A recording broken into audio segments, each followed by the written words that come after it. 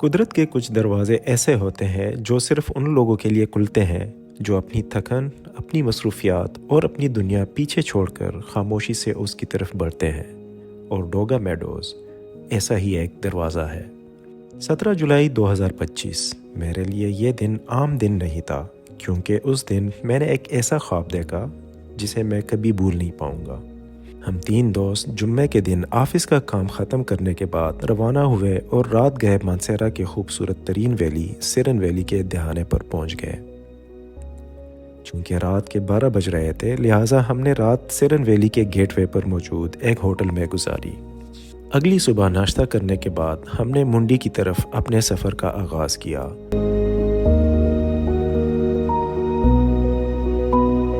रास्ता पुरसुकून था, हवा में खुनकी थी और पहाड़ों की गोद में छुपे मनाजिर जैसे हमें खुश आमदीद कह रहे हो।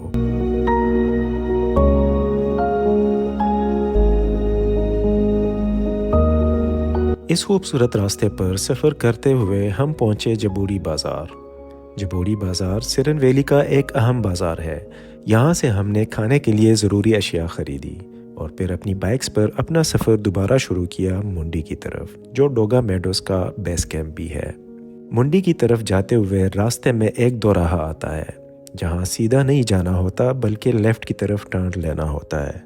इस रास्ते की खूबसूरती ये है कि जगह जगह आपको वाटर क्रॉसिंग्स करनी पड़ती है और इर्द गिर्द के सरसब्ज़ पहाड़ इन मनाजिर को मज़ीद खूबसूरत बना देते हैं।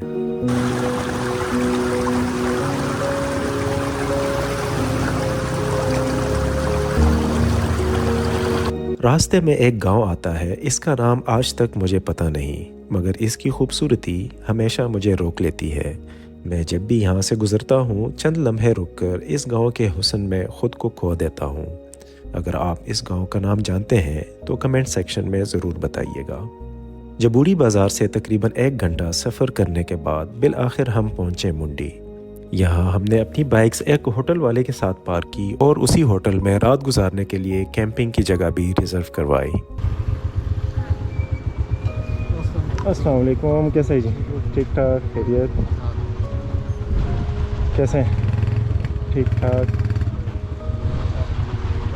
शुक्र अल्हम्दुलिल्लाह। ये नीचे जगह आपके साथ है। इस वक्त पहुंच चुके हैं मुंडी, जो मेन पॉइंट है वहाँ तक हम पहुंच चुके हैं। बाइक्स हमने पार्क कर दी है। आसिफ भाई है, इनका ये होटल है और नीचे इनका ये टेंट सेटअप है। तो यहाँ पे आपको मुनासिब रेट में टेंट मिल जाता है। तो अभी हमारा प्लान ये है कि बाइक्स तो पार्क हो गई है और वो सामने जो है उधर एक पानी का झरना आ रहा है। उस झरने के साथ ऊपर हमने जाना है टुवर्ड्स डोगा मेडोज़। तो यहाँ पे आसिफ भाई कह रहे हैं कि आप लोगों के 3 घंटे लग जाएंगे। तो मुझे अंदाज़ा था कि हमारा टाइम ज़्यादा लगना है, क्योंकि बीच में कंटेंट बनाना होता है, रुकना होता है और स्टे भी करनी पड़ती है, तो लिहाजा टाइम जो है वो ज़्यादा लगता है। तो अभी मज़ीद टाइम ज़ाया नहीं करते, क्योंकि ऑलरेडी 11:30 बज रहे हैं। रास्ते में हमसे काफ़ी टाइम ज़ाया हुआ है सौदा लेने में और जगह जगह रुके हैं कंटेंट बनाने के लिए, तो काफ़ी टाइम लग गया। तो अभी यहाँ से निकलते हैं टुवर्ड्स डोगा मेडोज़।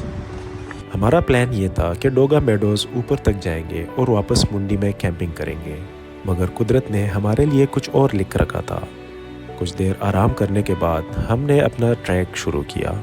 हमने होटल में गैर ज़रूरी सामान छोड़ा और सिर्फ ज़रूरत की चीज़ें यानी कैमरा, पानी, स्नैक्स और रेनकोट साथ ले गए। चले आपको दिखाते हैं खूबसूरत नज़ारे। इस झरने के साथ हम जाएंगे ऊपर और 3 घंटों का ये ट्रैक है, तो एंजॉय करते हैं इस ट्रैक को। इस ट्रैक पर हर कदम के साथ मंजर बदलता जाता था। नदी के किनारे चलते चलते ऐसे लगता था जैसे ये पानी हमें रास्ता दिखा रहा हो।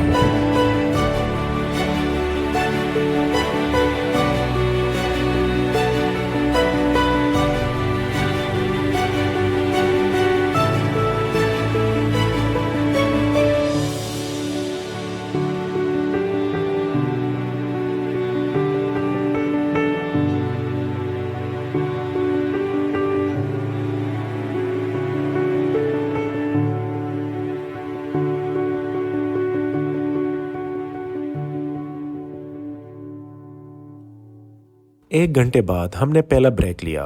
थोड़ी देर बैठे जूस पिया, पानी पिया, बिस्किट खाए, ड्राई फ्रूट खाया और चंद तस्वीर और वीडियोस बनाई। मेरे साथ इस सफ़र में हम सफ़र थे हसनैन और शहजाद भाई। ये दोनों निहायत अच्छे और हंसमुख साथी हैं। जब हमने अपना ट्रैक दोबारा शुरू किया तो हमें लगा कि शहजाद की एनर्जी कम हो रही है। हसनैन ने एक शरारत की और अचानक स्पीकर पर सॉन्ग्स लगा दिए। थकन से चूर शहजाद जो हमारे पीछे आ रहा था, उसके हाथों में बोतल और कुर्सी थी। शहजाद ने अचानक बोतल और कुर्सी ज़मीन पर रख दी और नाचना शुरू किया।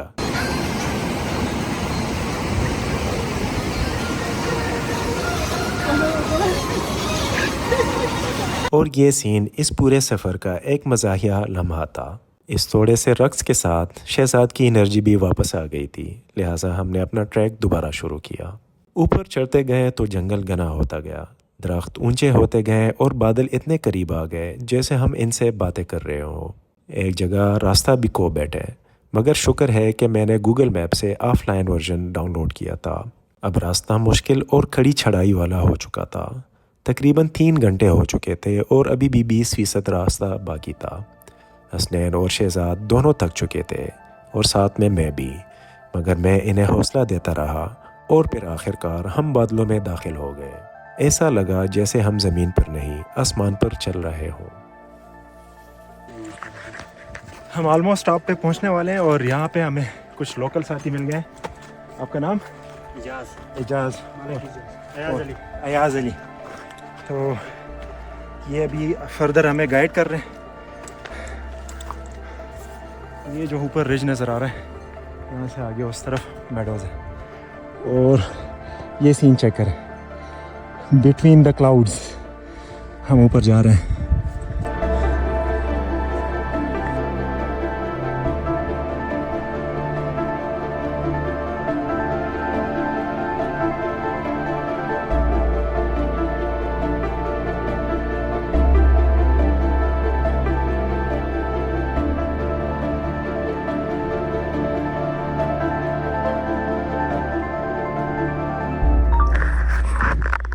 चले जी, आपको दीदार कराते हैं डोगा मेडोज़ का।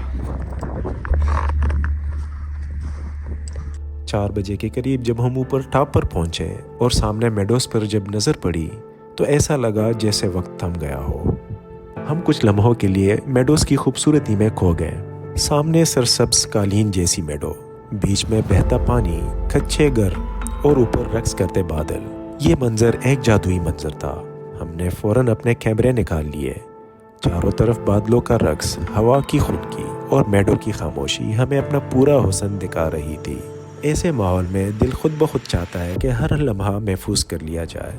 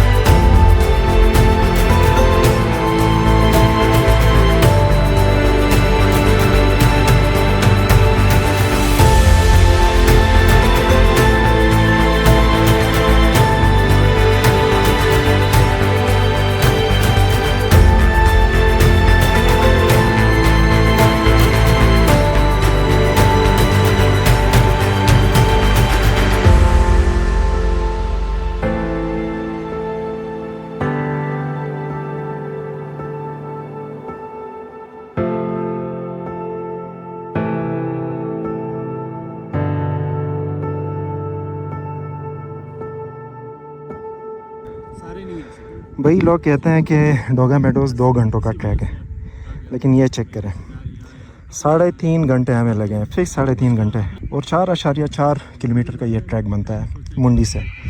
तो हमने ये आधा घंटा अगर हम हिसाब लगा ले तो बीच में जो कंटेंट बन रहा था, बीच में हमने ब्रेक्स लिए हैं तो वो तकरीबन आधा घंटा 40 मिनट बन जाते हैं। तो तकरीबन 3 घंटे जो है वो आप अपने माइंड में रखें। अगर आप बीच में कंटेंट नहीं बना रहे, सिर्फ ट्रैक कर रहे हैं, तो आप तकरीबन 3 घंटों में बआसानी इस मेडोज़ तक पहुंच सकते हैं। हमने बैग खोला, चूल्हा निकाला और वही घास पर बैठकर चाय बनानी शुरू की। पानी की हल्की सी आवाज़, घरों से उठता हुआ धुआं और हमारे थके हुए जिस्म सब मिलकर एक ऐसे ही सुकून बख्श मंजर बना रहे थे। इसी दौरान अयाज मुस्कुराते हुए हमारे पास आया और हमें पूछा कि आप लोग लस्सी पिएंगे? तो हमने जल्दी से बोला कि हाँ जी, क्यों नहीं। लिहाजा अयाज अपने घर से लस्सी लेके आया। हमने लस्सी पी तो ऐसा लगा जैसे सारी थकन जिस्म से निकल गई हो। ठंडक और जायका दोनों ने अंदर तक ताजगी भर दी। ये वो लम्हा था जब हमें एहसास हुआ कि कुदरत की खूबसूरती सिर्फ मनाजिर में नहीं, बल्कि लोगों की मेहमान नवाजी में भी छुपी होती है। बैठे हुए हैं डोगा मेडोज़ में और हमारे साथ यहाँ के लोकल मौजूद हैं एजाज भाई, अयाज भाई, आसिफ भाई और उनके साथी यहाँ पे सारे बैठे हुए हैं और इन्होंने हमें जो है लस्सी पिलाई है। चेक करें, वाह। और ये किस चीज़ की लस्सी है? ये भैंस की। और भैंस है किधर है? वो सामने जो बेटी विराजमान है, घास खा रही है, घास खा रही है आराम से, माशाल्लाह।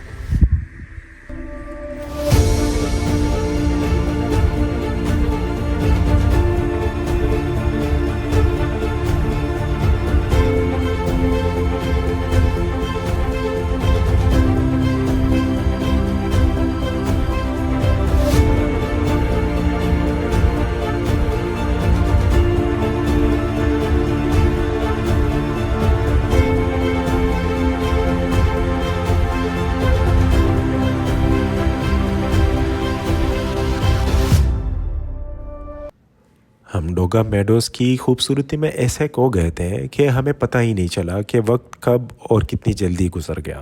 अब बारी थी वापस जाने की, क्योंकि हमने मुंडी में बाइक्स पार्क की थी और आते हुए हमने होटल वाले को खाने का ऑर्डर भी दे दिया था कि हम शाम को पहुंचेंगे तो खाना खाएंगे। मगर मौसम अचानक बदल गया। बादलों ने पूरे इलाके को ढांप लिया। अयाज और गुल अकबर कहने लगे, रात को इस मौसम में नीचे जाना ख़तरनाक हो सकता है, आप लोग यहाँ पे रात गुजारें। ओके जी, तो अभी अपडेट ये है कि तकरीबन 6:15 बज रहे हैं और यहाँ पे जो हमारे साथ लोकल लोग थे अयाज और एजाज, तो उन्होंने सजेस्ट किया है कि आप लोग आज की रात यहाँ पे गुजार लें। हालांकि हम सब कुछ नीचे मुंडी में छोड़ के आए हैं। हमारा स्लीपिंग बैग, हमारा स्लीपिंग मैट, हमारा टेंट, सब कुछ नीचे है। इवन जैकेट भी हम साथ नहीं लेके आए, हमने कहा वापस वैसे भी उतरना है, तो वो सब कुछ नीचे है। लेकिन इनके इसरार पे तो आज की रात हम यहाँ पे गुजार रहे हैं।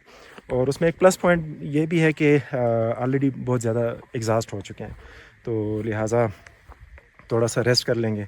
और दूसरी बात यह है कि सुबह मॉर्निंग नेचर को एंजॉय कर लेंगे, सनराइज़ को इंशाल्लाह एंजॉय कर लेंगे और फिर यहाँ से अर्ली निकलेंगे, क्योंकि कल हमारे लिए वापसी का जो है वो प्लान काफ़ी लंबा है।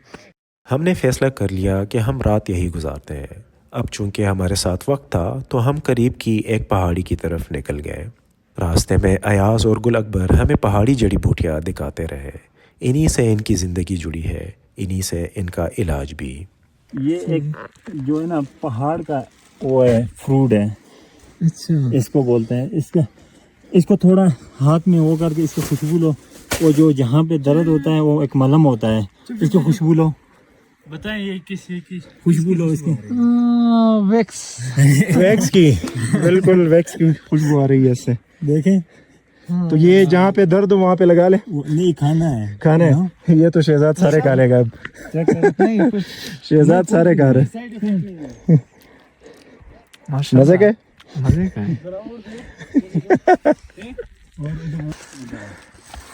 अब्दुल अकबर, और क्या दिखाने वाले हैं आप हमें? आपको मैं एक जड़ी बूटी दिखाता हूँ। अब शहर में वहाँ आप जो ग्रीन टी जी, सब्ज चाय जी, और हमारे यहाँ यही होती है। ये जब खुशक हो जाती है ना, इतनी से हम चाय में डालते हैं और उससे बेहतरीन सब्ज चाय बनती है। ऐसी सब्ज चाय बनती है कि वो हमें बाजार में कहीं नहीं मिलती। मतलब जड़ी बूटी है ना भाई, वो चीज़ जड़ी बूटी है ना, हम सब यही इस्तेमाल करते हैं। मशरूम भी मिला है, लेकिन अब ये आइडिया नहीं है कि जहरीला है या खाने वाला है। ये इस छोटे से पहाड़ पे हमें 3 चीज़ें मिली है। 3 चीजें मिली हैं। Green tea, green tea, mushroom wax. और वैक्स। ज़बरदस्त। एक और पीक पे आ गए हैं और यहाँ से नज़ारे चेक करें, माशाल्लाह। डोगा मेडोस छा गया भाई। ये क्लाउड्स चेक करें, कितनी तेज़ मूवमेंट हो रही है क्लाउड्स की इस साइड पे। और सनसेट हो रहा है लेकिन क्लाउड्स इतने हैं कि नज़र नहीं आ रहा। Lush green meadows of Doga. ये है, इसको बोलते हैं रतन जोग। ये रतन? एक रतन जोग, हम्म ये एक कुदरती जड़ी बूटी है। हम्म, इसके 3 फायदे हैं जी। ये कमर का दर्द, घुटनों का दर्द और जो बदन में सुस्ती वगैरह होती है, इसका हलवा बना के और देसी घी डाल के हलवा बना के वाह, अगर हलवा कैसे बनता है? हलवा इसको मतलब वो ग्राइंड करके और इसमें इस सारे फूल को या इसकी जड़ें? इसकी जड़ें अच्छा, उसको ग्राइंड करके और ये गंदम का आटा डालते हैं उसके अंदर और थोड़ा सा देसी घी डाल के उसको 2 टाइम इस्तेमाल करो, एनर्जी ये बहाल। खत्म। यार कसमें ये घर पे है, थोड़ा ट्राई हम करेंगे। ट्राई करते हैं यार, ये हम काफी थक गए हैं। हाँ।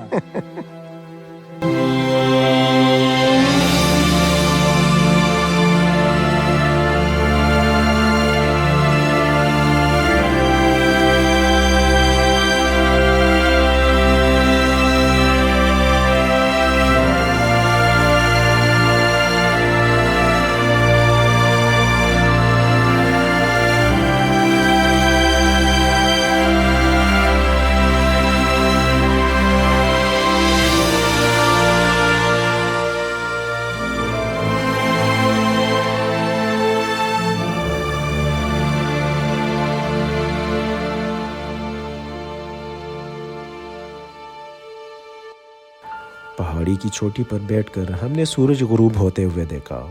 ऊपर बादल, नीचे सरसब्ज मेडो और दरमियान में हम। बातें सिर्फ पहाड़ों की, यहाँ के लोगों की ज़िंदगी की और उनकी मुश्किलात की। यहाँ मुश्किलात तो बहुत है लेकिन ऐसी खामोशी जैसी नेमत बहुत कम लोगों के हिस्से में आती है। माशाल्लाह एक खूबसूरत शाम इख्तिताम पजीर होने वाली है। हम जो डोगा मेडोज़ हैं वो इस साइड पे हैं और इस तरफ से हमने ये ट्रैक किया है, ऊपर तक गए थे वहाँ तक और वहाँ पे जाके हमने ब्यूटीफुल इवनिंग एंजॉय किया है। और अभी हम जा रहे हैं नीचे जहाँ पे हमारा स्टे है। वो सामने मस्जिद नज़र आ रही होगी, आई थिंक, हाँ ये है। तो यहाँ पे हमारी स्टे है और आज की रात हम यहाँ पे गुजारने वाले हैं। शाम हो चुकी थी, हम मस्जिद पहुँच गए जहाँ हमने रात गुजारनी थी। गुल अकबर ने कंबल और लकड़ियों का बंदोबस्त कर लिया था क्योंकि मस्जिद में काफ़ी ठंड थी। हमने आग जलाई और आग की तपिश से महसूस हुए। कुछ देर बाद गुल अकबर हमें खाने के लिए अपने घर ले गए। अभी हम थोड़ा सा ऊपर जा रहे हैं मस्जिद को छोड़ के। गुलनवाज भाई और अयाज भाई ने खाने का एहतमाम किया है, तो अभी डिनर हमारा ऊपर है, फिर वापस आएंगे रात गुजारने मस्जिद। इनका घर लकड़ी और मिट्टी से बना हुआ एक सादा सा झोंपड़ा था। एक ही कमरा जिसमें ज़िंदगी की हर ज़रूरत सिमटी हुई थी। वही बैठक भी, वही बावर्ची खाना भी, वही सोने की जगह भी। खिड़कियों से ठंडी हवा अंदर आती और कमरे के बीच में जलती छोटी सी आग उस घर का वाहिद हीटर थी। सादगी की इंतहा मगर सुकून बेहिसाब। गुल अकबर ने रिवायती देसी खाना तैयार किया था।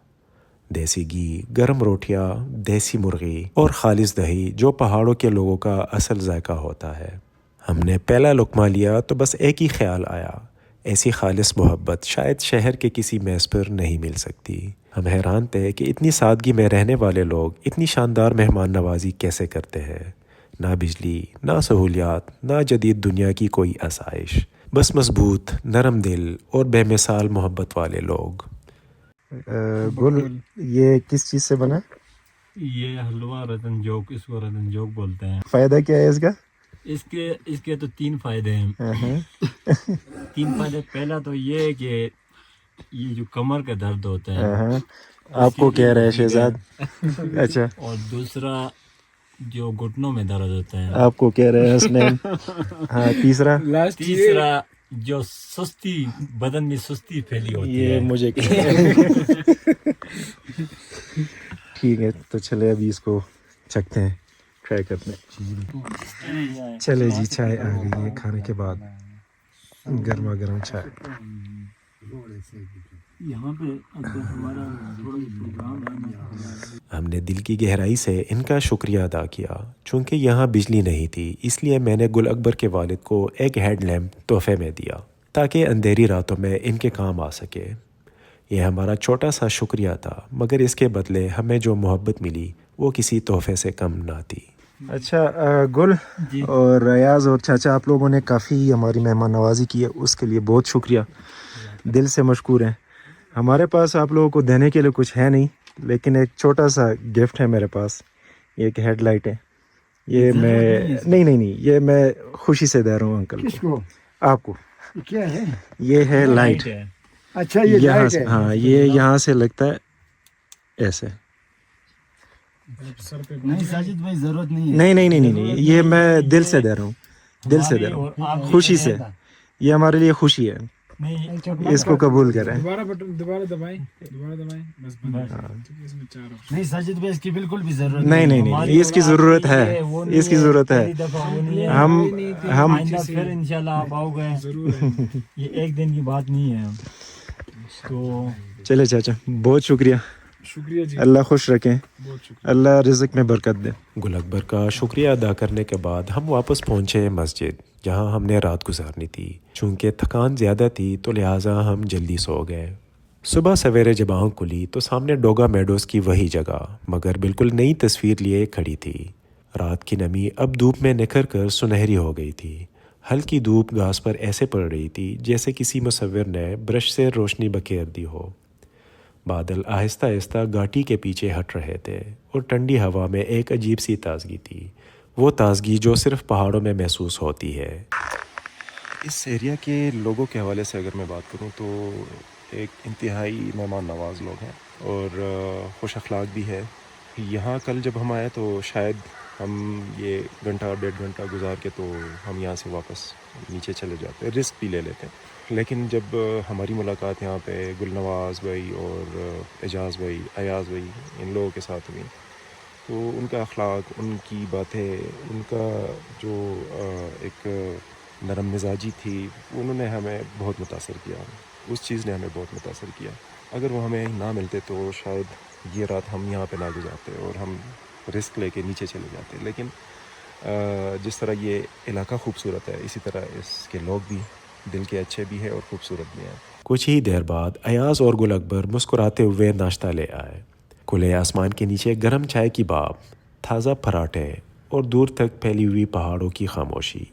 यह नाश्ता सिर्फ खाना नहीं था, बल्कि यह मेडोज़ की सुबह का एक मुकम्मल और हसीन तजुर्बा था। एक ऐसा लम्हा जिसे इंसान जीना चाहे, रोक लेना चाहे, कभी ख़त्म ना होने दे। मगर सफ़र का उसूल यही है कि दिल चाहे या ना चाहे, वापसी आखिरकार ज़रूरी होती है। हमारे भी दिल भारी थे, मगर वक्त हमें मज़ीद रुकने की इजाज़त नहीं दे रहा था। हसनैन, क्या करने वाले हो? ये हैंड फ्री है, बहुत ही ज़बरदस्त और बेस्ट हैंड फ्री है फिनटेक वालों की। ये मैं गिफ्ट करने जा रहा हूँ मेरे अयाज भाई को। ये जब पेशावर आएंगे तो मुझे ये दिखाएंगे, तभी उसका वैसे आप एंटर नहीं एक और चीज़ है, ये साजिद भाई ने आपको ये पूरी बरसाती है। जब ये आप पूरी पहनते हैं आप पूरे डॉक्टर की तरह दिखते हैं। वाइट बरसाती है, ये कबूल करें। तो अभी टाइम है वापसी का और अयाज भाई और गुल अकबर भाई हमारे साथ हैं। हमसे जितना हो सकता था छोटे छोटे गिफ्ट हमने इनको दिए, सिर्फ इस बात के लिए कि ये लोग हमें याद रखें। और हमें तो ये लोग वैसे भी याद होंगे क्योंकि हमने तो इनकी वीडियोस, इनकी मेमोरीज़ कैप्चर कर लिए। तो अच्छे लोगों को हमेशा याद रखना चाहिए। तो यहाँ से हम इनसे इजाज़त मांगेंगे और अभी हम अपना ट्रैक स्टार्ट करेंगे टूवर्ड्स मुंडी। वो नीचे उससे भी थोड़ा सा आगे जाना है हमने, तो लेट्स गो।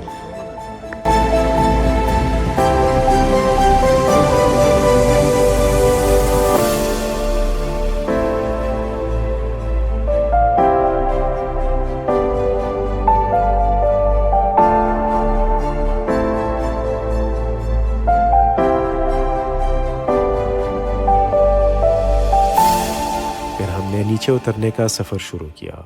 डर नहीं था, सिर्फ खुशी और हैरत की मिली जुली कैफियत। रास्ता इतना खूबसूरत था कि हर चंद कदम बाद खुद रुक जाते, पहाड़ों की खामोशी सुनकर, दरख्तों की सरसराहट देखकर, या फिर कोई मंजर कैमरे में कैद करने के लिए। ऊंचे दरख्त, ठंडा पानी, कहीं कहीं छोटे पूल, ये सब वो चीज़ें थी जो दिल पर नक्श हो जाती है। वापसी पर एक जगह बच्चों को क्रिकेट खेलते हुए देखा। हम भी रुक गए, थकन के बावजूद उनके साथ कुछ आवर्स खेल लिए, और वो हंसी, वो कह कहे। ये वो लम्हे होते हैं जो इंसान बरसों बाद भी याद करे तो मुस्कुराए। आखिरकार हम मुंडी पहुंचे, जहां हमारी बाइक्स खामोशी से खड़ी थी। So finally we have reach our destination. Mundi पहुंच गए, यहाँ से फिलहाल आगे जा रहे हैं। इनको कल हमने बोला था कि हम वापस आएंगे, लेकिन कल आपको पता है कि वहाँ पे मौसम ख़राब हो गया था, तो हमने स्टे वहीं पे कर ली थी। सुबह हमने वहाँ से ट्रैक स्टार्ट किया था नीचे मुंडी की तरफ 8:30, और अभी बज रहे हैं 10:30, तो तकरीबन 2 घंटों में हम फिक्स नीचे होते हैं। और ये हमारी बाइक्स खड़ी है। नीला परिंदा वो कॉर्नर में आराम कर रहा है। आराम बहुत कर लिया, बस अब निकलने का वक्त है। तो एक्चुअली हमने स्टे यहाँ पे करना था, अपना ही टेंट यही कहीं पिच करना था, लेकिन नाइट स्टे हमारी किस्मत में ऊपर डोगा मेडोज़ में थी, और एक बहुत अच्छा एक्सपीरियंस हमारा रहा है। तो ये थी डोगा मेडोज़ की कहानी। उम्मीद करता हूँ कि आप लोगों को डोगा मेडोज़ की ये स्टोरी पसंद आई होगी। अगर आई है तो मेरे चैनल को लाइक और सब्सक्राइब ज़रूर करें। मिलते हैं अगले किसी एडवेंचर में, तब तक के लिए अल्लाह हाफिज़।